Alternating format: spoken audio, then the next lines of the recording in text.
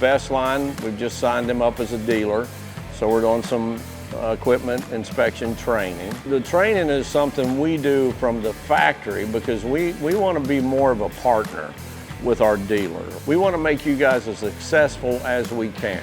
So we offer this training to make you more successful so that we all benefit, and the training is just a small part of that.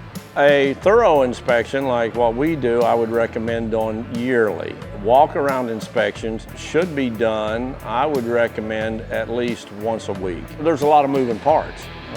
You've got wear items, you've got probably 15-mile hydraulic lines. So you need to make sure you don't have any leaks. You need to make sure your machine's clean and functioning properly. You're not going to know whether it is or not unless you're looking at it.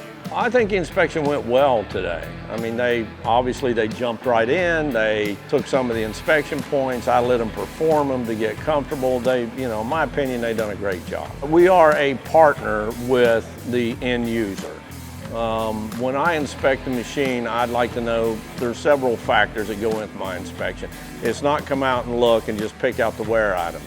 I want to know what their philosophy is on maintenance, their expected tonnage. All of that factors in with your inspection.